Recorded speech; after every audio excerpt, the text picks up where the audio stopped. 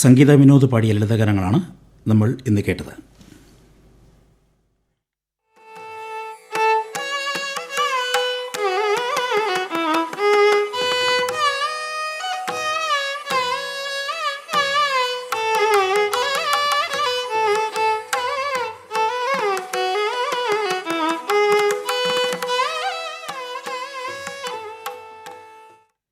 അല്പസമയത്തിനുള്ളിൽ പ്രാദേശിക വാർത്തകൾ കേൾക്കാം.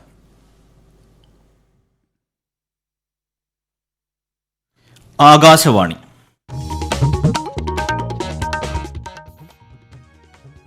നമസ്കാരം. പ്രാദേശിക വാർത്തകൾ വായിക്കുന്നത് സുരേഷ്.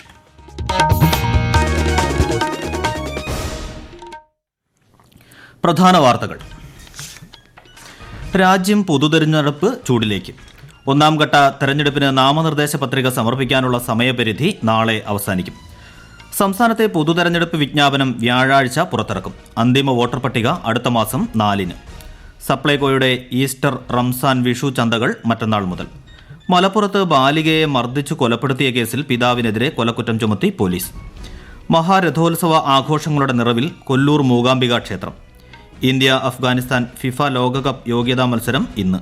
രാജ്യത്തിനായി 150-ാം മത്സരത്തിനിറങ്ങാൻ ക്യാപ്റ്റൻ സുനിൽ ഛേത്രി. വാർത്തകൾ വിശദമായി. ഒന്നാം ഘട്ട ലോക്സഭാ തെരഞ്ഞെടുപ്പിലേക്ക് നാമനിർദ്ദേശ പത്രിക സമർപ്പിക്കാനുള്ള സമയപരിധി നാളെ അവസാനിക്കും. 17 സംസ്ഥാനങ്ങളിലെയും 4 കേന്ദ്രഭരണ പ്രദേശങ്ങളിലെയും 102 ലോക്സഭാ മണ്ഡലങ്ങളിലാണ് ഏപ്രിൽ 19-ന് ആദ്യഘട്ടത്തിൽ വോട്ടെടുപ്പ്. പത്രികകളുടെ സൂക്ഷ്മ പരിശോധന ഈ മാസം 28-ന് നടക്കും. അതേസമയം ഒന്നാം ഘട്ടത്തിൽ തെരഞ്ഞെടുപ്പ് നടക്കുന്ന ബീഹാറിലെ 4 മണ്ഡലങ്ങളിൽ നാമനിർദ്ദേശ പത്രിക സമർപ്പിക്കാൻ വ്യാഴാഴ്ച വരെ സമയമുണ്ട്. കേരളം ഉൾപ്പെടെയുള്ള രണ്ടാം ഘട്ട ലോക്സഭാ തെരഞ്ഞെടുപ്പ് നടക്കുന്ന സംസ്ഥാനങ്ങളിലെ വിജ്ഞാപനം തെരഞ്ഞെടുപ്പ് കമ്മീഷൻ വ്യാഴാഴ്ച പുറപ്പെടുവിക്കും. കേരളം ഉൾപ്പെടെ 12 സംസ്ഥാനങ്ങളിലെയും ജമ്മു കാശ്മീരിലെയും 89 മണ്ഡലങ്ങളിലാണ് ഏപ്രിൽ 26-ന് രണ്ടാം ഘട്ടത്തിൽ വോട്ടെടുപ്പ്. മറ്റന്നാൾ വിജ്ഞാപനം പുറപ്പെടുവിക്കുന്നതോടെ കേരളത്തിൽ പ്രചാരണം കൂടുതൽ ശക്തമാകും. മത്സര ചിത്രം വ്യക്തമായതോടെ പരമാവധി വോട്ടർമാരെ കാണാനുള്ള ശ്രമത്തിലാണ് സ്ഥാനാർത്ഥികൾ. സമൂഹ മാധ്യമങ്ങളിലൂടെയുള്ള പ്രചാരണവും സജീവമായി. പൊതുയോഗങ്ങളിൽ പങ്കെടുക്കാൻ പ്രമുഖ നേതാക്കൾ കൂടി എത്തുന്നതോടെ അടുത്ത ആഴ്ച സംസ്ഥാനത്തെ പ്രചാരണം കൊഴുക്കും.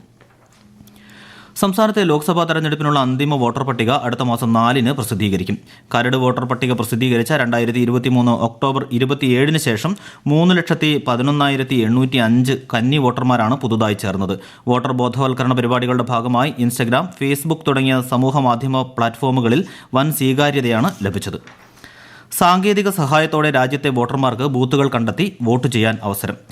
electoralsearch.eci.gov.in എന്ന വെബ്സൈറ്റിലൂടെ വോട്ടർമാർക്ക് ബൂത്തുകൾ കണ്ടെത്തി വോട്ട് ചെയ്യാനാകും. വെബ്സൈറ്റിൽ പ്രവേശിച്ച് പേര്, ജനനത്തീയതി, ജില്ല, നിയമസഭാ മണ്ഡലം എന്നിങ്ങനെയുള്ള വിവരങ്ങൾ നൽകിയാൽ ബൂത്ത് ഏതെന്ന് വ്യക്തമാകും. ഗൂഗിൾ മാപ്പ് വഴി ബൂത്തിന്റെ ലൊക്കേഷൻ മനസ്സിലാക്കാം. വോട്ടർ ഹെൽപ്പ് ലൈൻ ആപ്പ് വഴിയും വോട്ടർ ഹെൽപ്പ് ലൈൻ നമ്പറായ 1950-നും വിവരങ്ങൾ ലഭിക്കും. No your candidate mobile app വഴി സ്ഥാനാർത്ഥികളുടെ വിവരം അറിയാം. എറണാകുളം ലോക്സഭാ മണ്ഡലത്തിലെ NDA സ്ഥാനാർത്ഥി ഡോക്ടർ KS രാധാകൃഷ്ണൻ ഇന്ന് പറവൂർ, വാരാപ്പുഴ മാർക്കറ്റ് ജംഗ്ഷനിലും പുത്തൻവേലിക്കര, ചേന്ദമംഗലം പഞ്ചായത്തുകളിലും പറവൂർ ടൗണിലും പ്രചാരണം നടത്തും. UDF സ്ഥാനാർത്ഥി ഹൈബി ഈഡൻ ഇന്നലെ കൊച്ചി നഗരത്തിലെ പ്രധാന ആരാധനാലയങ്ങളും കന്യാസ്ത്രീ മഠങ്ങളും സന്ദർശിച്ചു. LDF സ്ഥാനാർത്ഥി KJ ഷാഹിൻ ഇന്ന് പള്ളിപ്പുറം, ചെറായി, കുഴിപ്പള്ളി, ഞാറയ്ക്കൽ, നായരമ്പലം, മുളവുകാട് തുടങ്ങിയ ഭാഗങ്ങളിൽ പര്യടനം നടത്തും. ചാലക്കുടി ലോക്സഭാ മണ്ഡലത്തിലും തെരഞ്ഞെടുപ്പ് പ്രചാരണ പരിപാടികൾ പുരോഗമിക്കുന്നു. കൂടുതൽ വിവരങ്ങളുമായി ആകാശവാണി തൃശൂർ ജില്ലാ പ്രതിനിധി ഭരിത പ്രതാപ്. ചാലക്കുടി ലോക്സഭാ മണ്ഡലത്തിലെ ഓരോ സ്ഥാനാർത്ഥികളും തിരക്കെടുപ്പ് പര്യടനത്തിലാണ്. UDF സ്ഥാനാർത്ഥി ബെന്നി ബെഹനാൻ ഇന്ന് മാള പ്രദേശത്താണ് പ്രചാരണം നടത്തുന്നത്. തുടർന്ന് പൊയ്യ, അന്നമനട എന്നീ പ്രദേശങ്ങളിൽ പൊതുപരിപാടികളിലും അദ്ദേഹം പങ്കുചേരും. NDA സ്ഥാനാർത്ഥി KA ഉണ്ണികൃഷ്ണൻ ചാലക്കുടി മണ്ഡലത്തിലും അങ്കമാലി കൺവെൻഷൻ സെന്ററിൽ നടക്കുന്ന പൊതുപരിപാടിയിലും പങ്കെടുക്കും. LDF സ്ഥാനാർത്ഥിയായ പ്രൊഫസർ C രവീന്ദ്രനാഥ് ഇന്ന് പെരുമ്പാവൂർ മണ്ഡലത്തിലാണ് വോട്ട് തേടാനെത്തുന്നത്. ഉച്ചതിരിഞ്ഞ് കുറുപ്പമ്പടി, രായമംഗലം എന്നിവിടങ്ങളിലും അദ്ദേഹം പര്യടനങ്ങളിൽ പങ്കെടുക്കും. തെരഞ്ഞെടുപ്പ് പെരുമാറ്റച്ചട്ടം ലംഘിച്ച് കിഴക്കമ്പലത്ത് 2020യുടെ നേതൃത്വത്തിൽ ആരംഭിച്ച മെഡിക്കൽ സ്റ്റോർ അടയ്ക്കാൻ എറണാകുളം ജില്ലാ വരണാധികാരി ഉത്തരവിട്ടു. 80% വിലക്കുറവിൽ മരുന്നുകൾ വിതരണം ചെയ്യുന്ന വാഗ്ദാനത്തിലാണ് മെഡിക്കൽ സ്റ്റോർ ആരംഭിച്ചത്. പെരുമാറ്റച്ചട്ടം നിലവിൽ വന്നതിന് ശേഷമാണ് മെഡിക്കൽ സ്റ്റോർ ഉദ്ഘാടനം ചെയ്തതെന്ന് കണ്ടെത്തിയതിനെ തുടർന്നാണ് നടപടി. ഉദ്ഘാടനവുമായി ബന്ധപ്പെട്ട് സമൂഹ മാധ്യമങ്ങളിൽ പ്രചരിക്കുന്ന വീഡിയോകൾ നീക്കം ചെയ്യണമെന്നും ഉത്തരവിലുണ്ട്. ഈസ്റ്റർ, റംസാൻ, വിഷു ചന്തകൾ മറ്റന്നാൾ മുതൽ ആരംഭിക്കും. ഇത്തവണ ഓരോ താലൂക്കിലും ചന്തയുണ്ടാകും. ഏപ്രിൽ 13 വരെ ചന്ത പ്രവർത്തിക്കും. 13 ഇനം സബ്സിഡി സാധനങ്ങളും ലഭ്യമാകും. മാവേലി സ്റ്റോറുകൾ, സൂപ്പർ മാർക്കറ്റുകൾ, പീപ്പിൾസ് ബസാറുകൾ, ഹൈപ്പർ മാർക്കറ്റുകൾ, അപ്പന ബസാറുകൾ തുടങ്ങി സപ്ലൈകോയുടെ 1630 വിൽപ്പനശാലകളും പ്രവർത്തിക്കും. ഈ വർഷം ചന്തകൾ നടത്തുന്നില്ലെന്ന തരത്തിൽ വാർത്തകൾ പ്രചരിച്ചിരുന്നു. മലപ്പുറത്ത് 2.5 വയസ്സുകാരിയെ മർദ്ദിച്ചു കൊന്ന കേസിൽ പിതാവിനെതിരെ കൊലക്കുറ്റം ചുമത്തി. കസ്റ്റഡിയിലുള്ള പിതാവ് മുഹമ്മദ് ഫായിസിനെതിരെ ജുവനൈൽ ജസ്റ്റിസ് ആക്ട് പ്രകാരം കേസെടുത്തു. കുഞ്ഞ് മരിച്ചത് ക്രൂരമർദ്ദനം മൂലമെന്ന് പോസ്റ്റ്മോർട്ടത്തിൽ തെളിഞ്ഞതിനെ തുടർന്നാണ് നടപടി. പോക്സോ കേസിൽ പ്രതിയായ ഇയാൾക്കെതിരെ മഞ്ചേരി കോടതി വിധി പറയാനിരിക്കെയാണ് സ്വന്തം മകളെ കൊലപ്പെടുത്തിയ കേസിൽ അറസ്റ്റിലാകുന്നത്. കുഞ്ഞിന്റെ ശരീരത്തിൽ പഴക്കമേറിയതും പുതിയതുമായ 70-ലധികം മുറിവുകളുണ്ടായിരുന്നു. ഭക്ഷണം തൊണ്ടയിൽ കുടുങ്ങിയെന്ന് പറഞ്ഞായിരുന്നു കുഞ്ഞിനെ ആശുപത്രിയിൽ എത്തിച്ചത്. മുതിർന്ന മാധ്യമപ്രവർത്തകൻ BC ജോജോ അന്തരിച്ചു. 66 വയസ്സായിരുന്നു. തിരുവനന്തപുരത്തെ സ്വകാര്യ ആശുപത്രിയിൽ ചികിത്സയിലിരിക്കെ ഇന്ന് രാവിലെയായിരുന്നു അന്ത്യം. കേരള കൗമുദി മുൻ എക്സിക്യൂട്ടീവ് എഡിറ്ററായിരുന്നു. ഈ വാർത്തകൾ ആകാശവാണിയിൽ നിന്ന്. കൊല്ലൂർ മൂകാംബിക ക്ഷേത്രത്തിൽ ഈ വർഷത്തെ മഹാരഥോത്സവത്തിന് തുടക്കമായി. ക്ഷേത്രം തന്ത്രി നിത്യാനന്ദ അടികയുടെ കാർമ്മികത്വത്തിലാണ് ഇന്നലെ ചടങ്ങുകൾ തുടങ്ങിയത്. കൂടുതൽ വിവരങ്ങളുമായി ആകാശവാണി കാസർഗോഡ് ജില്ലാ പ്രതിനിധി P. ജഗന്നിവാസൻ. കൊല്ലൂർ മൂകാംബിക ക്ഷേത്രത്തിലെ 10 ദിവസം നീണ്ടുനിൽക്കുന്ന മഹാരഥോത്സവത്തിന് തുടക്കമായി. തന്ത്രി നിത്യാനന്ദ അടികയുടെ കാർമ്മികത്വത്തിൽ ധ്വജാരോഹണം നടന്നു. കേരളത്തിൽ നിന്ന് ഉൾപ്പെടെയുള്ള നൂറുകണക്കിന് ഭക്തർ ഉത്സവത്തിന്റെ ആദ്യ ദിനം കൊല്ലൂരിലെത്തി. ഇന്നലെ ഗണപതി പ്രാർത്ഥനയോടെയാണ് ചടങ്ങുകൾ തുടങ്ങിയത്. രാത്രി 7:30 മുതൽ യാഗശാല പ്രവേശനം, രജ്ജുബന്ധം, മുഹൂർത്തബലി, ബൈരിത്താടനം, കൗതുകബന്ധനം എന്നിവ നടന്നു. വൈകിട്ട് വാദ്യമേളങ്ങളോടെ ദേവി വിഗ്രഹത്തെ ഓലക മണ്ഡപത്തിലേക്ക് ആനയിച്ച് തിരിച്ചു കൊണ്ടുവന്നതോടെ ആദ്യ ദിവസത്തെ ചടങ്ങുകൾ പൂർത്തിയായി. ഏപ്രിൽ 1 രാവിലെ 9:30 മുഹൂർത്തബലി, 11:30 രഥാരോഹണം എന്നിവയ്ക്ക് ശേഷം വൈകിട്ട് 5 മഹാരഥോത്സവം നടക്കും. മീനമാസ പൂജയ്ക്കും പൈങ്കുനി ഉത്രം ഉത്സവത്തിനും സമാപനം കുറിച്ച് ശബരിമല നട ഇന്നലെ അടച്ചു. മേടമാസ വിഷു പൂജകൾക്കായി ക്ഷേത്രനട ഇനി ഏപ്രിൽ 10 വൈകുന്നേരം 5 തുറക്കും. പൌരത്വ നിയമ ഭേദഗതിയിൽ പ്രതിഷേധ റാലിയുമായി LDF തിരുവനന്തപുരം ജില്ലാ കമ്മിറ്റിയുടെ നേതൃത്വത്തിൽ മറ്റന്നാൾ വൈകിട്ട് കാര്യവട്ടം സ്റ്റേഡിയത്തിലാണ് റാലി സംഘടിപ്പിക്കുക. മുഖ്യമന്ത്രി പിണറായി വിജയൻ ഉദ്ഘാടനം ചെയ്യും. പൌരത്വ നിയമത്തെ മുഖ്യമന്ത്രി പിണറായി വിജയൻ രാഷ്ട്രീയമായി ദുരുപയോഗം ചെയ്യുകയാണെന്ന് പ്രതിപക്ഷ നേതാവ് VD സതീശൻ തിരുവനന്തപുരത്ത് പറഞ്ഞു. രാഹുൽ ഗാന്ധി CAA-ക്കെതിരെ പ്രതികരിച്ചിട്ടില്ലെന്ന് മുഖ്യമന്ത്രി പറയുന്നത് തെറ്റാണ്. UDF MPമാർ ചട്ടത്തിനെതിരെ പാർലമെന്റിൽ പ്രതിഷേധം അറിയിച്ചിരുന്നുവെന്നും VD സതീശൻ പറഞ്ഞു. സംസ്ഥാനത്ത് ചൂട് കൂടുന്നു. ഉയർന്ന താപനില കണക്കിലെടുത്ത് വിവിധ ജില്ലകളിൽ വെള്ളിയാഴ്ച വരെ മഞ്ഞ ജാഗ്രതാ നിർദ്ദേശമുണ്ട്. കേരള തീരത്ത് കടലാക്രമണ സാധ്യതയുണ്ടെങ്കിലും മീൻപിടുത്തത്തിന് വിലക്കില്ല. അഭിനേതാവെന്ന നിലയിലും MP എന്ന നിലയിലും മലയാള മനസ്സിൽ നിറഞ്ഞു നിൽക്കുന്ന ഇന്നസെന്റ് വിട പറഞ്ഞിട്ട് ഇന്ന് 1 വർഷം. 1972 നൃത്തശാല എന്ന ചിത്രത്തിലൂടെ സിനിമാ രംഗത്തേക്ക് കടന്നുവന്ന ഇന്നസെന്റ് മുനിസിപ്പൽ കൌൺസിലർ, MP എന്നീ നിലകളിലും പ്രവർത്തിച്ചു. ഇന്ന് വൈകിട്ട് 4:30 ഇരിഞ്ഞാലക്കുട SNBS സമാജം ഹാളിൽ ചേരുന്ന കലാസാംസ്കാരിക സംഗമം ഇന്നസെന്റിന്റെ ഭാര്യ ആലീസ് ഉദ്ഘാടനം ചെയ്യും. മന്ത്രി R. ബിന്ദു അധ്യക്ഷയാവുന്ന ചടങ്ങിൽ സത്യൻ അന്തിക്കാട്, കമൽ, VK ശ്രീരാമൻ തുടങ്ങിയവർ പങ്കെടുക്കും. ഇന്ത്യ അഫ്ഗാനിസ്ഥാൻ ഫിഫ ലോകകപ്പ് യോഗ്യതാ മത്സരം ഇന്ന് രാത്രി ഗുവാഹത്തിയിൽ നടക്കും. രാത്രി 7 മണിക്ക് ഇന്ദിരാഗാന്ധി സ്റ്റേഡിയത്തിലാണ് മത്സരം. സൗദിയിൽ നടന്ന ആദ്യ മത്സരം ഗോൾ രഹിത സമനിലയിൽ കലാശിച്ചിരുന്നു. പോയിന്റ് നിലയിൽ ഗ്രൂപ്പിൽ 2ാം സ്ഥാനത്താണ് ഇന്ത്യ. ഇനിയുള്ള 2 മത്സരങ്ങളിൽ കരുത്തരായ കുവൈറ്റിനെയും ഖത്തറിനെയുമാണ് നേരിടേണ്ടത് എന്നുള്ളതിനാൽ ഇന്നത്തെ മത്സരം ഇന്ത്യക്ക് നിർണായകമാണ്. Indian football team captain Sunil Chhetri രാജ്യത്തിനു വേണ്ടി 150ാം മത്സരത്തിനിറങ്ങുന്നു എന്ന പ്രത്യേകത കൂടിയാണ് ഗുവാഹത്തി ഇന്ന് സാക്ഷ്യം വഹിക്കുന്നത്. അഫ്ഗാനിസ്ഥാനെതിരായ യോഗ്യതാ മത്സരം തുടങ്ങുന്നതിന് മുൻപായി ഛേത്രിയെ AIFF ആദരിക്കും. ആകാശവാണി പ്രതിനിധി സുരേഷ് എടപ്പാൾ തയ്യാറാക്കിയ റിപ്പോർട്ട്.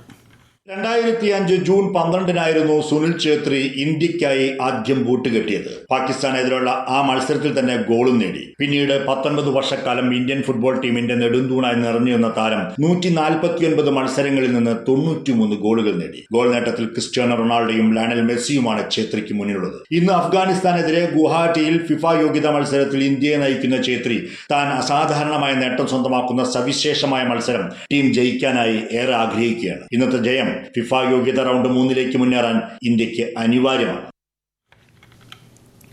IPL ക്രിക്കറ്റിൽ ഇന്ന് Gujarat Titans Chennai super Kings പോരാട്ടം. ചെന്നൈയിലെ MA ചിദംബരം സ്റ്റേഡിയത്തിൽ രാത്രി 7:30 മത്സരം. ഇന്നലെ നടന്ന മത്സരത്തിൽ റോയൽ ചലഞ്ചേഴ്സ് ബംഗളൂരു പഞ്ചാബ് കിങ്സിനെ 4 വിക്കറ്റിന് പരാജയപ്പെടുത്തി. SSLC പരീക്ഷയുടെ മൂല്യനിർണ്ണയം അടുത്ത മാസം 3 ആരംഭിക്കും. 70 ക്യാമ്പുകളിലായി 10,000-ഓളം അധ്യാപകർ പങ്കെടുക്കും. ഏപ്രിൽ 20 മൂല്യനിർണ്ണയ ക്യാമ്പ് സമാപിക്കും. കൊല്ലം ചവറയിൽ ഉത്സവ കെട്ടുകാഴ്ചയ്ക്കിടെ വണ്ടിക്കുതിരയുടെ തടിച്ചക്രം കയറി 5 വയസ്സുകാരി മരിച്ചതിൽ അസ്വാഭാവിക മരണത്തിന് കേസെടുത്ത് പോലീസ്. കൊറ്റംകുളങ്ങര ക്ഷേത്രത്തിലെ കെട്ടുകാഴ്ചയ്ക്കിടെ ഞായറാഴ്ച രാത്രിയായിരുന്നു അപകടം. വയനാട് ബത്തേരി ചുള്ളിയോട്ടിൽ മാലിന്യ കൂമ്പാരത്തിന് തീപിടിച്ച് ഒരാൾ വെന്തു മരിച്ചു. ഇതിന് സമീപം കിടന്നുറങ്ങുകയായിരുന്ന ചന്തക്കുന്ന് കോളനിയിലെ ഭാസ്കരനാണ് മരിച്ചത്. ഇന്നലെ രാത്രി 10 മണിയോടെ നെന്മേനി ഗ്രാമപഞ്ചായത്ത് ഹരിതകർമ്മസേന ചുള്ളിയോട് ചന്തക്കുന്നിൽ ശേഖരിച്ച അജൈവ മാലിന്യങ്ങൾക്കാണ് തീപിടിച്ചത്. ഇന്ന് രാവിലെ കണ്ണൂർ തില്ലങ്കേരിക്ക് സമീപം പാവമ്പടിയിൽ സ്കൂട്ടറും ഓട്ടോറിക്ഷയും കൂട്ടിയിടിച്ചുണ്ടായ അപകടത്തിൽ സ്കൂട്ടർ യാത്രക്കാരൻ മരിച്ചു. പേരാവൂർ മുരിങ്ങോടി മഹല്ല് ഖത്തീബ് ചെറുകുന്ന് സ്വദേശി മുസമ്മിൽ ഫൈസി ഇർഫാനിയാണ് മരിച്ചത്. ആനപ്രേമികളുടെ പ്രിയതാരമായ ഗജരാജൻ മംഗലാംകുന്ന് അയ്യപ്പന്റെ സംസ്കാരം ഇന്ന് വാളയാർ വനത്തിൽ നടക്കും. അയ്യപ്പനെ അവസാനമായി കാണാൻ പാലക്കാട്ടെ മംഗലാംകുന്നിലേക്ക് ആനപ്രേമികൾ ഒഴുകിയെത്തി. മംഗലാംകുന്ന് ആനത്തറവാട്ടിലെ ആനയായ അയ്യപ്പൻ ഇന്നലെ രാത്രി 8:15 ചെരിഞ്ഞത്. പ്രധാന വാർത്തകൾ വീണ്ടും. രാജ്യം പൊതു തെരഞ്ഞെടുപ്പ് ചൂടിലേക്ക്. 1-ാം ഘട്ട തെരഞ്ഞെടുപ്പിന് നാമനിർദ്ദേശ പത്രിക സമർപ്പിക്കാനുള്ള സമയപരിധി നാളെ അവസാനിക്കും. സംസ്ഥാനത്തെ പൊതു തെരഞ്ഞെടുപ്പ് വിജ്ഞാപനം വ്യാഴാഴ്ച പുറത്തിറക്കും. അന്തിമ വോട്ടർ പട്ടിക അടുത്ത മാസം 4-ന്. സപ്ലൈകോയുടെ ഈസ്റ്റർ, റംസാൻ, വിഷു ചന്തകൾ മറ്റന്നാൾ മുതൽ. മലപ്പുറത്ത് ബാലികയെ മർദ്ദിച്ചു കൊലപ്പെടുത്തിയ കേസിൽ പിതാവിനെതിരെ കൊലക്കുറ്റം ചുമത്തി പോലീസ്. മഹാരഥോത്സവ ആഘോഷങ്ങളുടെ നിറവിൽ കൊല്ലൂർ മൂകാംബിക ക്ഷേത്രം. ഇന്ത്യ അഫ്ഗാനിസ്ഥാൻ ഫിഫ ലോകകപ്പ് യോഗ്യതാ മത്സരം ഇന്ന്. രാജ്യത്തിനായി 150-ാം മത്സരത്തിനിറങ്ങാൻ ക്യാപ്റ്റൻ സുനിൽ ഛേത്രി. പ്രാദേശിക വാർത്തകൾ കഴിഞ്ഞു. അടുത്ത വാർത്താ പ്രക്ഷേപണം 12:50-ന്.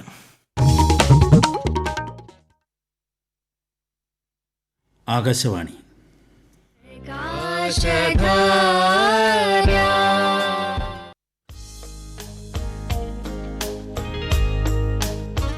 അപസ്മാരവുമായി ബന്ധപ്പെട്ട കാര്യങ്ങൾ.